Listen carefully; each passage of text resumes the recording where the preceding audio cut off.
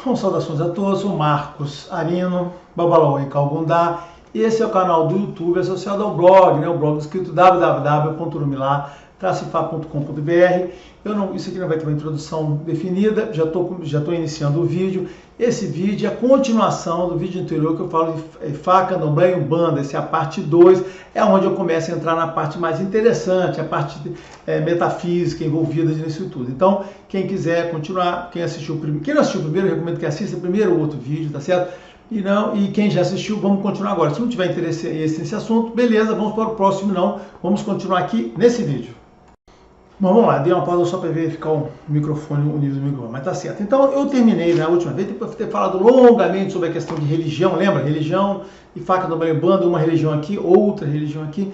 E aí falei da Umbanda, no finalzinho estava falando sobre a questão das pessoas de Umbanda, né? Que às vezes a Umbanda, ela se perde um pouco, né? Essa questão de assistencialismo fica muito voltada para a parte prática, aquela coisa de distribuição de senha, vou resolver o problema dos outros e não se preocupa com o corpo da religião. Aí o que acontece com as pessoas que estão na Umbanda, elas se ressentem da falta daquela estrutura religiosa, aquelas coisas aqui do mistério, daquela coisa teológica, e aí elas ficam olhando ali para Ifá e para Candomblé, acha ali tem uma coisa nova, um montão de coisa maravilhosa que eu não conheço, ou maravilhosa não, mas assim, coisa que eu desconheço, e tudo que você desconhece você fica interessado. Mas o pessoal do Umbanda tem que lembrar que eles estão dentro de uma religião, eles poderiam se focar dentro da religião que está aqui, né? Religião católica, que já é muito interessante, tá certo, né?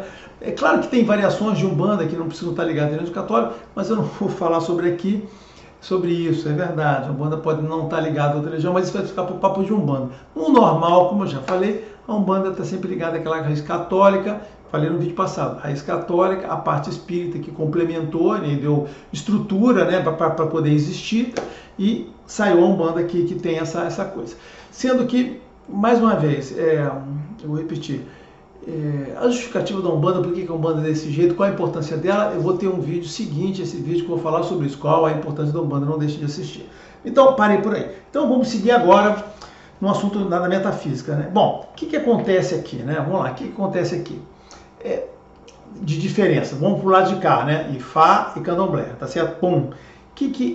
Esses dois lados, esses dois cultos aqui, eles lidam, ou devem lidar, assim, lidam. Se as pessoas não entenderam que lidam com isso, eu vou explicar agora em detalhes. Eles lidam aqui com Orum e com Aie. Essa é uma coisa muito interessante. E isso é uma grande, enorme diferença entre a Umbanda e eles. Talvez seja em termos teológicos, gente, ou em termos metafísicos, né? Ou mágicos, de magia. Mágico não é uma palavra ruim, eu não gosto de magia. É o troço mais importante que você tem que entender. E isso aqui, cara, talvez seja o ponto principal desse vídeo, tá? Eu vou fazer o cumprimento. A Umbanda, esquece não, Candomblé e Ifá lidam na comunicação Orum e Aie. E quem é o Orum? Para quem não viu os 50 mil vídeos que eu já fiz, o Orum é o espaço espiritual superior, é lá onde está Deus, onde estão as divindades, é aquela área, é o nosso lar, né, onde a gente vive lá, onde a gente vive de verdade. E que é o Aie? O Aie é um contexto maior em que envolve um mundo físico e um supernatural que envolve esse mundo físico. Então existe uma área supernatural aqui, ligada ao mundo físico, tá? Esses dois conjuntos aqui, o mundo físico e o supernatural, é o Aie, né? Assim que minha religião define. Só que o Orum é uma área separada e dimensionalmente separada, não existe ligação direta Orum-Aie. Toda a comunicação Orum-Aie é feita através de pontes energéticas muito complicadas e esses dois cultos aqui, essa religião trabalha com esse sentido, Orum e Aie, tá certo, né?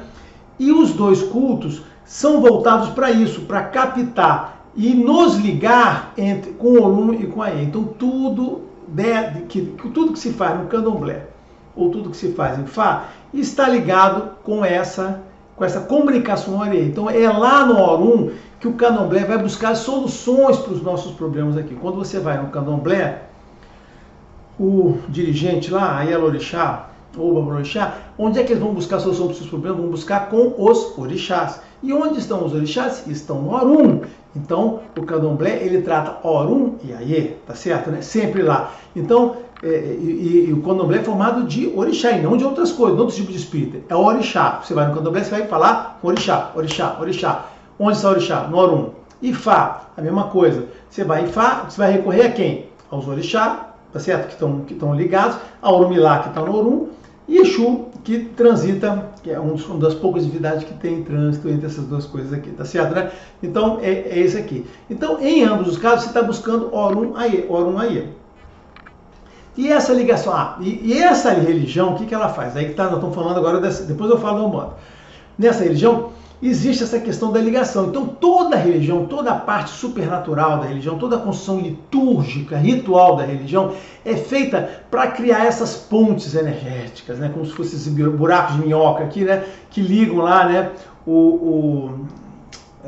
Ligam os dois espaços aqui, né? E aqui eu tenho que bater um pouquinho nesse ponto, olha só, mas assim, porque é importante entender o seguinte. Lembra que eu comecei dizendo o seguinte, olha, Candomblé e Fá, é uma ligação Orum com Aie, tá certo? Sendo que Aie é mundo natural, supernatural, tá bom? Então quando eu falar Aie, sempre lembra, supernatural, mais mundo físico, mais mundo natural, beleza?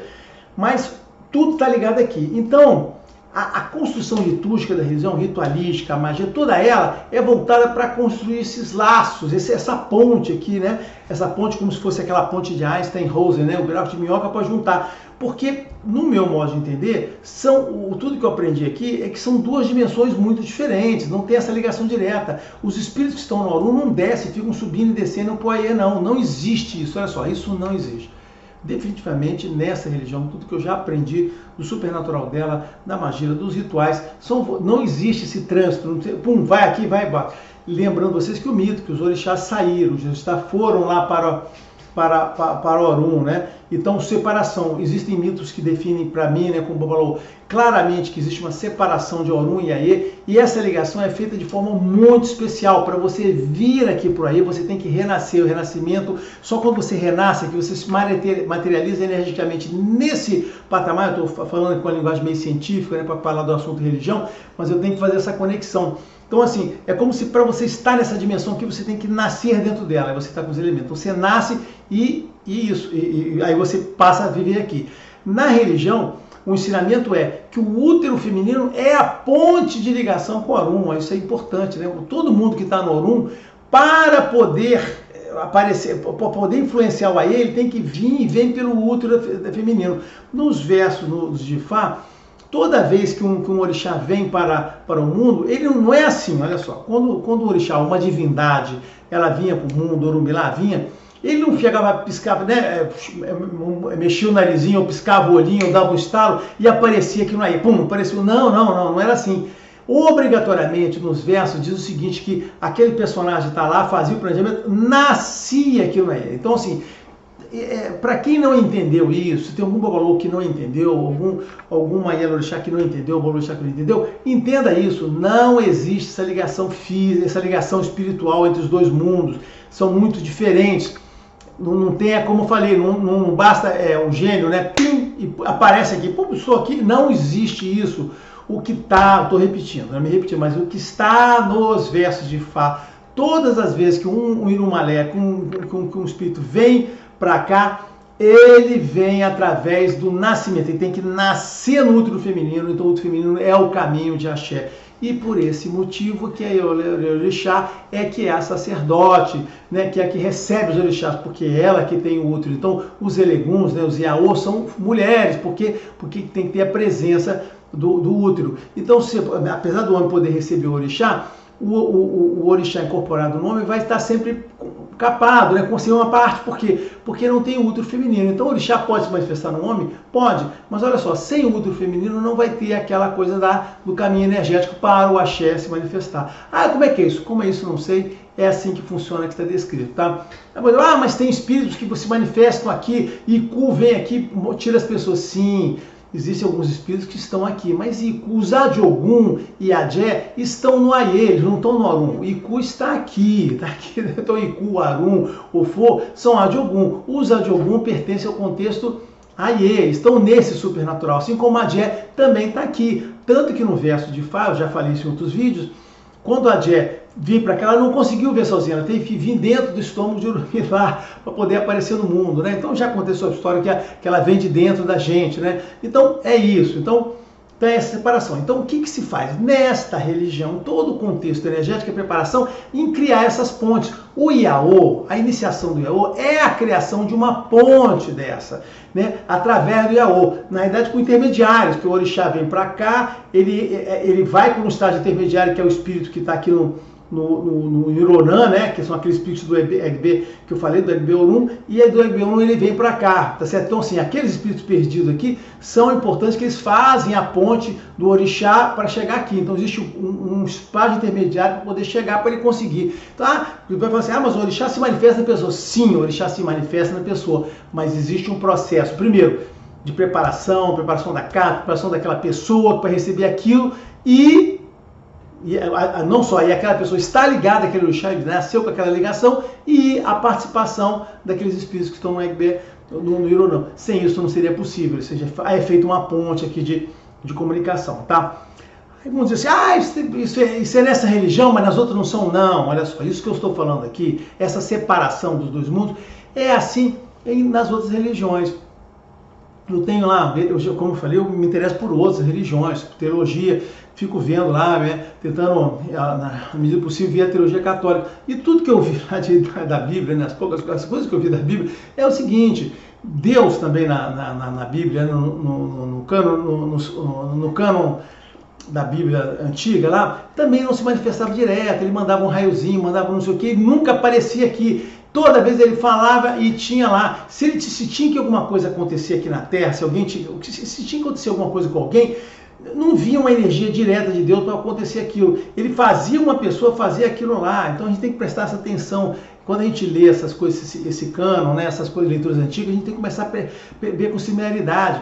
A gente olha na Bíblia e vê lá que nunca acontecia direto, sempre era, ou ele mandava um anjo para fazer alguma coisa, ou ele mandava aquela pessoa, ele instruía aquela pessoa para fazer. Então, se ele tinha que ir lá derrotar um inimigo dos judeus, não gosto de falar de teologia, porque dos judeus, mas assim, não sou obrigado a falar. Então, se ele mandava os judeus tinham que derrotar alguém, Deus podia ser, vocês têm que derrotar lá, beleza, manda aqui, destrói todo mundo, né? Teve alguns episódios assim, mas não, ele fazia, dava poder, capacitação para os caras, para eles fazerem lá. Então os judeus tinham que sair conquistando todo mundo que tinha lá. Então, mesmo o Deus Supremo, né, o Jeová, não tinha essa comunicação direta com lá. Muita gente vai ficar chateado comigo, mas é isso mesmo, é um paralelo. Então existe, estou usando esse exemplo aqui só apenas para dizer que existe uma separação. Então, o que eu estou falando isso aqui, lá no meu 12º minuto, é que o Candomblé e Ifá lidam com o Orum e com a Aie. É importante entender isso. Orum, Aie, Orum, Aie, Orum, Aie. Ok? Assim, toda a parte formação sacerdotal do Candomblé, ou no caso do Babaloé, envolve o quê? Envolve essa preparação para que você possa exercer esse papel de ligação da pessoa a ser. E quando você vai a uma casa e tem algum problema para resolver, e a religião permite que você vá para resolver problemas, faz parte dela, né? Faz parte desse essencialismo de Deus, faz parte do contexto da religião, é sempre assim, você tem um problema, você vai ter que ter um Elegum e a energia necessária. Então, sim, o Elegum, que é a ligação do mundo Aie com o mundo Orum, vai participar de tudo aquilo, né? Por isso que não se faz nada sozinho, você tem que ser sempre um monte de gente, fazer uma coisa apoiar, vai ter Elegum de Oiá, você tem que reunir aquilo ali. O Babalaô, ele não tem isso aqui, mas ele usa lá os poderes que ele ganhou, o Opom, os instrumentos dele para poder fazer essa ligação, mas o que não quer dizer que o Babalaô também, para fazer algumas coisas, não precise de ter auxílio de pessoas que tenham vínculo com o orixá, até deveria fazer isso tudo. Mas, então, esse é o contexto aqui desse conjunto. Eu queria encerrar esse pedacinho aqui dizendo isso, então é importante. Por que eu estou batendo esse ponto aqui dessas coisas, né? Assim, por quê? Porque são duas similaridades, lembra? Ifá e Candomblé, ambos trabalham com orixá, e se trabalham com orixá e divindades, estão lidando com Orum e Aie. Então, a fonte de busca... Então, isso aqui envolve o quê? Agora envolve uma coisa importante. Qualquer coisa que você vá solucionar no Candomblé ou vai solucionar no Ifá, vai envolver o quê? O seu comportamento, a sua ética, os seus valores, porque vai envolver o merecimento de Deus para aquilo ali. Não basta para você ir nesses lugares, quando você tem um problema para resolver, a maior parte das vezes, a orientação que vai ser dada para você, se enfade para você 100% é assim, mude o seu comportamento, seja uma pessoa melhor, tá certo? E as práticas mágicas são um suporte adicional na sua mudança de comportamento. No Candomblé, também deveria ser o mesmo procedimento, no que pese os dirigentes de Orixá venderem a prática mágica como predominante, mas não é verdade. O que é predominante aqui deve ser a questão do comportamento. E para você, como o Candomblé e Ifá envolvem a questão das divindades, essas divindades carregam em si a moral, os valores, o conceito de Olodumare. Lembra Deus? Olodumare, Deus. E para Orixá são manifestações de Deus. E para que as coisas tenham efeito, tem que haver algumas coisas. Primeiro, tem que ter você, tem que ter o seu problema, tem que ter o merecimento. Ou seja, tem que ter assim, você está pedindo alguma coisa, você está fazendo negócio, você tem que ter o merecimento de que isso vai para você. Tem que haver um operador qualificado, ou seja, o Babalaô, o Orixá, para poder fazer aquilo. Eles têm que ter qualificação, conhecimento para fazer aquilo, e tem que ter um método, né? A ação em si. Então, assim, para você poder, no contexto de fato do Candomblé, que alguma coisa dê certo para você, alguma coisa de magia dê certo, você tem que ter um contexto dessas coisas todas funcionando junto. Então não adianta você ir lá numa casa dessa para pedir coisas que não tem merecimento, que você não mereça, ou que não sejam justas, né? Que não sejam corretas para serem feitas. Então vai ter que ser necessário. Ah, mas tem gente que faz coisas não devidas. Depois eu falo isso depois, mas falando, esse é o contexto correto. E por que essa é a grande diferença? Bom, aí vamos falar o seguinte, então, esse é o contexto de Ifá e de Candomblé. E na Umbanda? Na Umbanda é mais interessante. Na Umbanda, você não vai estar ligando com a ligação Orum-Ayê. Essa é uma diferença fundamental. Lembra que eu falei que eu ia estar falando agora essa grande diferença?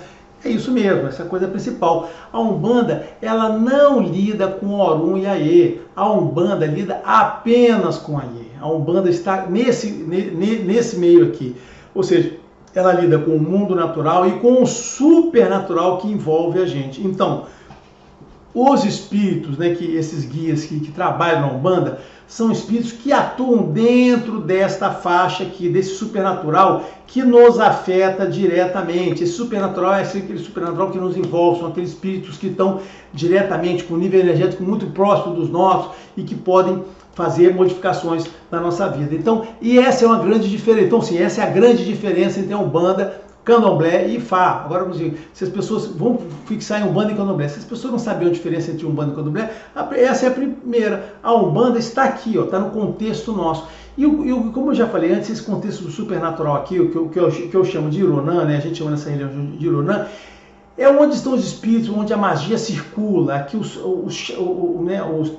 as simpatias, a magia, os feitiços, é onde circulam. Os feitiços não circulam lá para cima, né, no Orum, não. No Orum você busca aquelas energias, aquelas bênçãos para te aturar. Aqui é onde circula toda essa coisa toda, né? Então essa coisa toda, os espíritos todos estão aqui. E a Umbanda justamente lida com esse nível aqui, é nesse nível. Então os espíritos que a Umbanda trabalha, eles estão nesse nível. Então, dessa forma, a Umbanda ela é muito mais efetiva na atuação na vida das pessoas do que o Candomblé e do que a Ifá. Por quê? Porque a Umbanda está lidando aqui diretamente com aqueles espíritos que têm afetando a gente. Essa coisa pode, esse absurdo, esse cara não sabe o que está falando. Depois um dia eu vou falar sobre essas coisas que eu não sei o que eu estou falando, mas olha só, é isso mesmo, lamento, assim, entendam dessa maneira. Quando eu gastei aquele meu tempo para explicar essa coisa do Orum daí, porque isso é isso mesmo. E a base do que eu estou falando eu explico, né? Se eu quiser discutir, vamos explicar longamente sobre isso. Orixá, Orum, Ayê, Umbanda, guias, espíritos, Ironã, não está aqui. Então aqui está envolvido a parte da magia toda. Então a Umbanda é muito mais efetiva. Existe uma coisa que se fala, não, o Candomblé é muito mais forte. Eu sei que eu vejo em livros, vejo gente citando. As pessoas que falam isso, é porque leem livro, que citaram, são bobões, bobalhões, que ficavam falando isso. Isso não é verdade. Isso não é verdade. Por quê? Porque, de fato, as grandes mudanças na sua vida, as coisas importantes, você vai conseguir aqui no Candomblé e Ifá. Por quê? Porque você está mudando lá, mexendo com Orixá, com Orum, né? Então, se você souber aproveitar disso, se souber essas bênçãos, aqui você vai conseguir as coisas mais profundas e mais importantes, mais permanentes da sua vida. Mas as coisas que te afetam mais diretamente, aquelas coisas no dia a dia, estão envolvidas aonde? Estão envolvidas na Umbanda, porque a Umbanda é que está lidando com essa coisa aqui do Ironã. Então esta é uma grande diferença. A Umbanda está no Ayê e o Candomblé e Ifá, eles estão onde? Orum, Ayê, ok? Agora eu vou falar uma coisa que muita gente pode se espantar, achar que eu estou me enganando, mas uma vez, não estou me enganando, posso discutir isso aqui 2 horas seguidas sobre o mesmo assunto com qualquer pessoa, tá certo? A Umbanda é a prática, isso eu vi, não estou falando porque ninguém me contou, não, vi. É a prática mais perigosa, é a que envolve o maior risco para os médiuns. E é onde também a gente tem o maior problema do despreparo dos médiuns para lidar com aquela situação. Tá? Então, resumindo aqui. Vamos lá, por que eu estou dizendo o seguinte? Como Umbanda, agora vamos falar da Umbanda, olha só. Gastei um tempão falando de Candomblé, Fá, Orum, não sei o quê. Vamos voltar agora a falar Umbanda, né? Estou falando das 3 coisas, foco na Umbanda. A Umbanda, foco no Ironã, ou no astral, né? São sinônimos, tá certo? Né? O Ironã para os Urubá, astral para a gente aqui, que é onde essas energias, feitiços, tudo que é maligno passa aqui. O que vive nesse astral aqui? A gente vive aqui, esses guias de Umbanda que está aqui, e todos os espíritos malignos, o mal supernatural que cerca o mundo natural, ele está nesse contexto aqui que a Umbanda lida. A Umbanda foi feita para lidar com isso aqui, tá certo? Mas a Umbanda foi feita para lidar com isso aqui no sentido de recuperar essas almas, porque esses espíritos malignos aqui são espíritos malignos, e a Umbanda precisa proteger as pessoas dos espíritos malignos, e a Umbanda precisa também recuperar as almas perdidas, né, que ficaram nesse espaço intermediário e não foram para o Orum.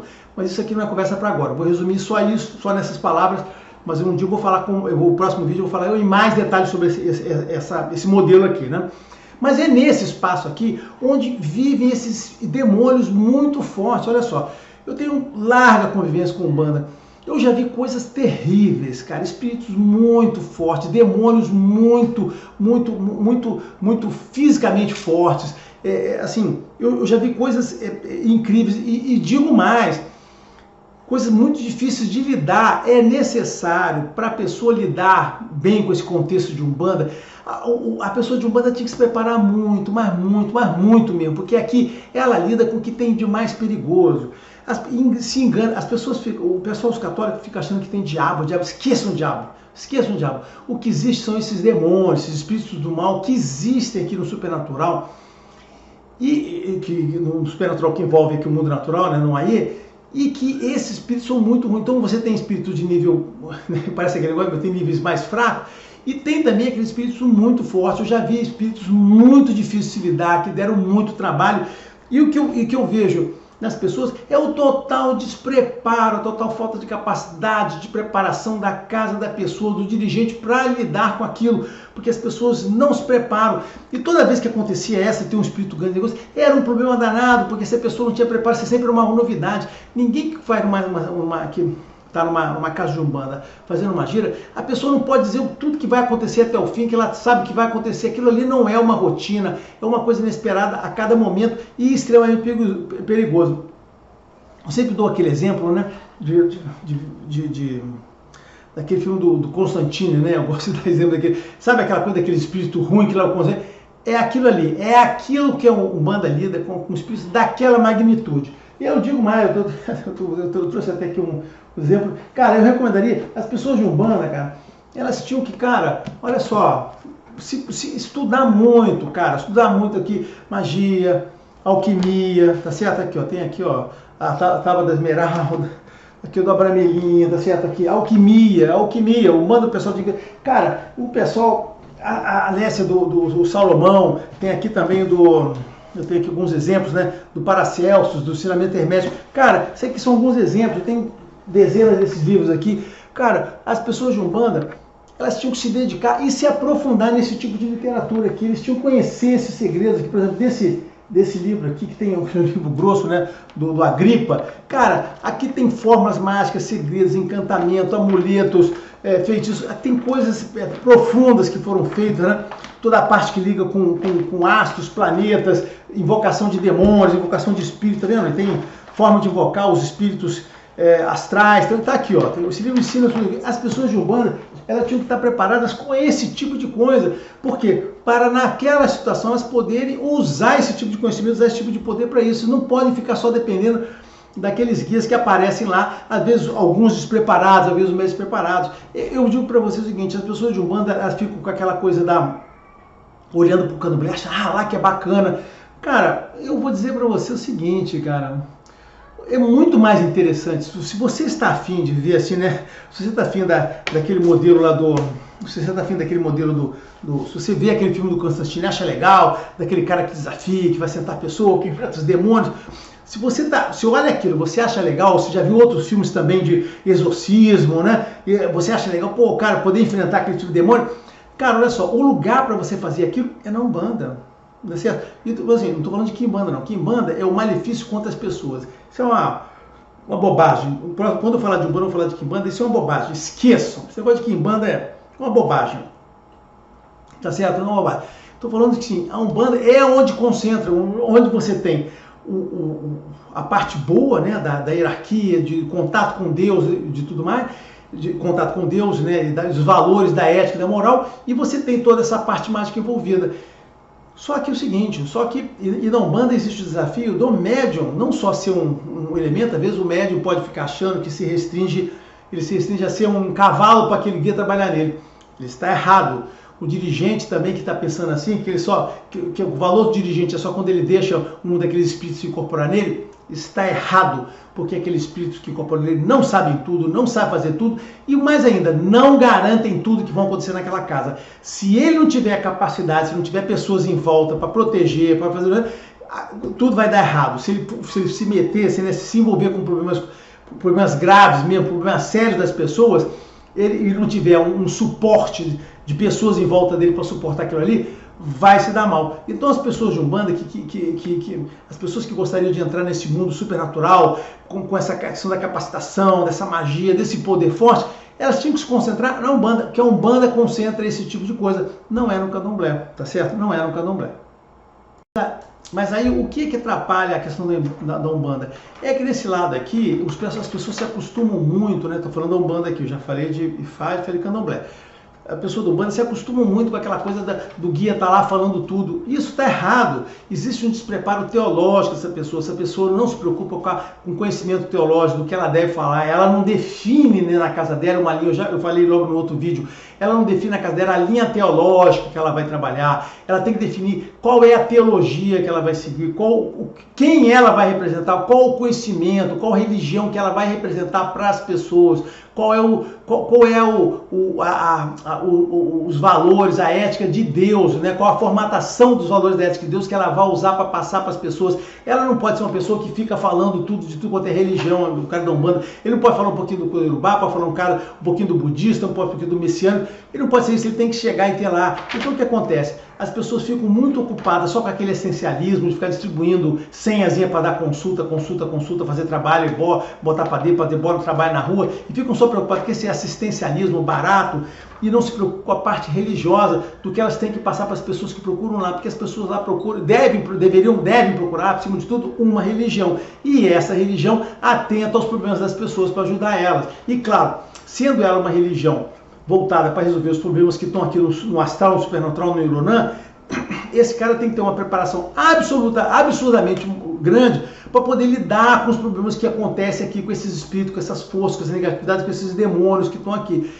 E onde ele vai encontrar essa solução? Como eu falei, aqui, ó, aqui que ele vai encontrar conhecimento para poder lidar com esse tipo de coisa. E ele não pode só confiar, vou repetir, não pode confiar. Não, aquele guia incorporado de mim vai resolver o problema. Não é verdade, eu já cansei de ver dirigente meter a cara no chão, já vi dirigente passar mal, já vi tudo. Olha, eu já vi médiums e dirigente nas piores situações do mundo pela absoluta falta de preparo daquele, do ego que achou que era suficiente aquele negócio, e a pessoa não se prepara para enfrentar. O dirigente de uma casa, o médium de uma casa de Umbanda, ele tem que ser, acima de tudo, ele é incentivado, deveria ser incentivado a procurar, pesquisar, descobrir, para poder lidar, a ciência, a ciência oculta que está nisso, para poder lidar com os problemas. E eles não fazem isso, né?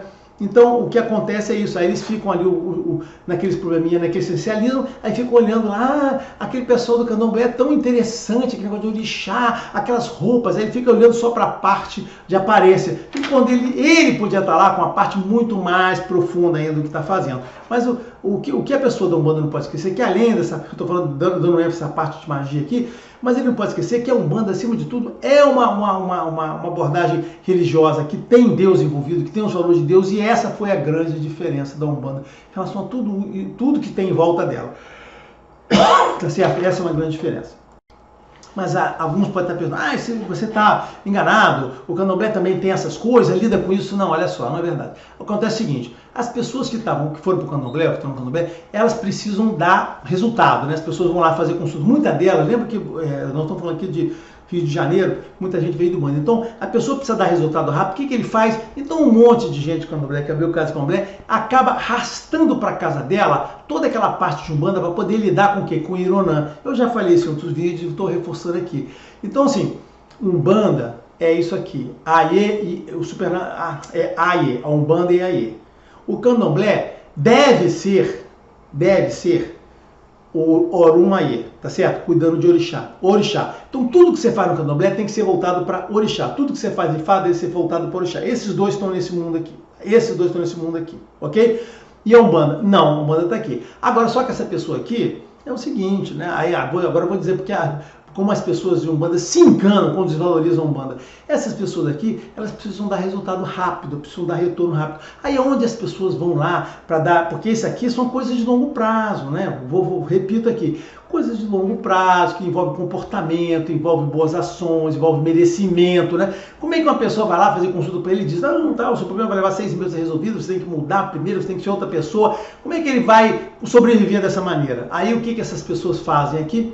Olha só. Esse deveria sobreviver mesmo, vamos fazer orixá, vamos pedir se o orixá vai te proteger. Essas pessoas de candomblé deviam fazer as coisas unicamente voltadas para o orixá, Exu e o que tivesse validado nesse merecimento, mais nada. Mas não é o que acontece, né? Principalmente no contexto que eu vivo aqui do estado do Rio, não sei como está lá no Nordeste, mas assim, como faz? Essas pessoas aqui que fazem, puxam as coisas de Umbanda para ela e começam a fazer práticas de Umbanda. Por quê? Porque elas precisam dar retorno. Então, assim, quando as pessoas de candomblé puxam as coisas de Umbanda, é porque elas sabem que as coisas de Umbanda funcionam melhor, dão mais retorno, são mais efetivas e dão os retornos que elas precisam, porque elas precisam ganhar dinheiro fazendo aquelas magias para as pessoas, né? E infelizmente é isso, né? Em vez da pessoa estar aqui preocupada em montar uma igreja, uma religião, né, por a pessoa fica preocupada em ganhar dinheiro com a prática do sacerdócio dela. Aí o que ela faz? Então isso é para acordar. Pessoas de Umbanda, acordem, cara, acordem.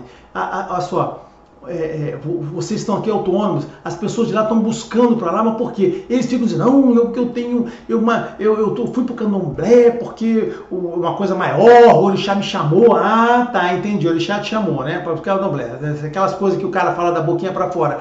Mas eu tenho uma grande gratidão com meus guias, então eu não posso deixar meus guias. Mentira!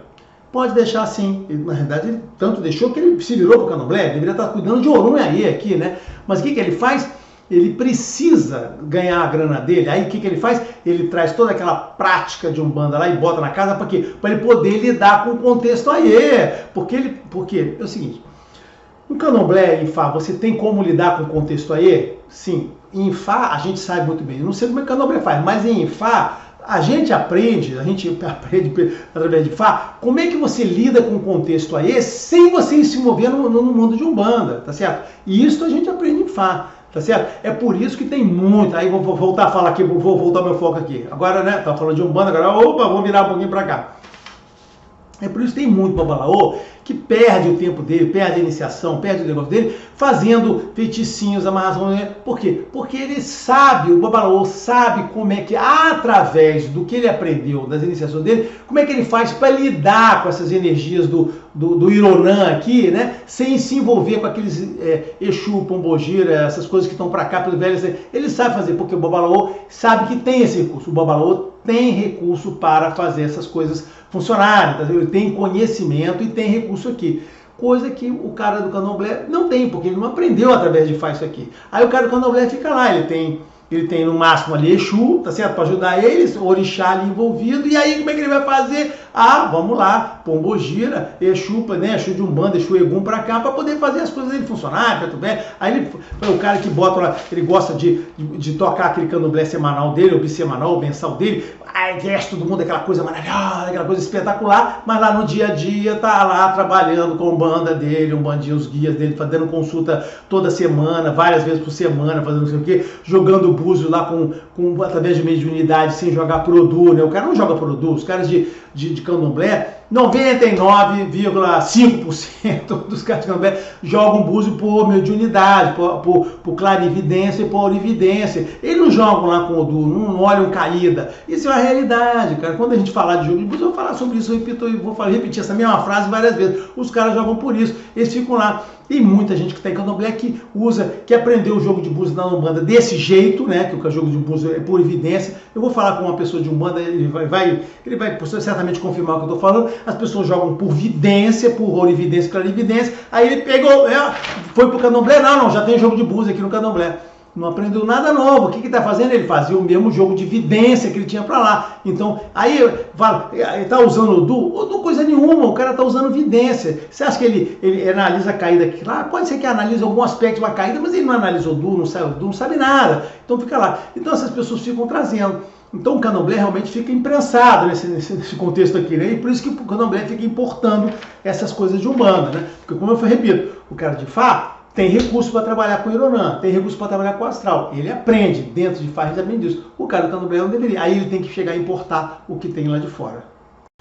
Bom, aí para encerrar, né, a sequência final diz o seguinte: o que acontece com essas pessoas aqui que se prepararam para lidar com o Orum Aie e que ficam, na realidade, usando o Ironã como o cara de candomblé, que fica ali puxando aquela coisa lá. O que acontece? Muito simples. O mal assola ele. Tantas pessoas de Fá aqui, o cara de Fá, que em vez de ficar preocupado com o Orum Aie fica só focado, apesar de ele ter o recurso, ele fica focado aqui na parte do Ironã, e esse cara aqui, que deveria estar preocupado com o Orixá, fazer o que o Orixá quer, fazer o que Deus quer nessa ligação ao Orum Aie, ele fica mais preocupado com o negócio. O que acontece? Os problemas, né? O mal ataca ele. Doença, falta de prosperidade, desgaste, pessoas que morrem cedo, tá certo, né? Então, se você está com um problema de prosperidade, você vai na babalô, se aquele babalô, aquela Orixá não estão lá abundando lá, como é que você vai pedir alguém prosperidade para alguém que não tem para ele mesmo, tá certo? Né? Assim, o cara que trabalha de manhã para o almoço dele da parte da tarde. Então, assim, não se iluda, né? Não se iluda.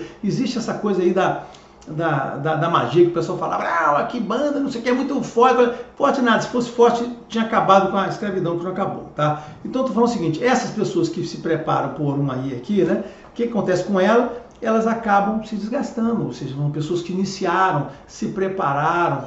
Toda a preparação dela é voltada para quê? Para lidar com o Orum, com o Orixá e com o Orum Aie. O que elas fazem? Começam a lidar com uma energia que elas não estão lá e nem dá negócio. Não, ela acha que pode tudo. O que acontece? O desgaste, aquela coisa vai consumindo elas, então o que você mais vê, né? São pessoas fazendo aqui malefício, feitiço, não sei o que, as pessoas que vão cedo, né? Enquanto você vê aquelas pessoas que se preservam, que acreditam de verdade na fé delas, na religião delas, que acreditam de verdade em Orixá, o que acontece com elas são aquelas que vão viver com 90, 95, 100, mais de 100 anos, vão lá até o final da vida, ou da vida, morte natural delas. Às vezes, pode morrer com 80, mas foi o final da vida dela, o corpo dela acabou lá. Então, é esse negócio. Isso mesmo acaba aqui, o Babalaoski também, que morre lá com 30 anos com tiro na cara, ou com 40 anos com tiro na cara, ou não sei o quê. As pessoas vão aqui, ou seja, isso vai acontecer a mesma coisa. Você tem assim, se você se compromete com esse tipo de divindade, com esse tipo de trabalho, com esse tipo de relação, você tem que se focar nessa relação. Se você quer se focar nesse mundo aqui, muda com. Então, e esse mundo supernatural, o que eu aprendi também é o seguinte: são mundos de especializações. Assim como os babalôs são especializados, existem babalôs especializados para cada tipo de assunto que você quiser. Não é verdade. Alguns podem dizer que não é verdade, que o babalô pode cuidar de tudo. Eu digo o seguinte: não é assim, não é verdade.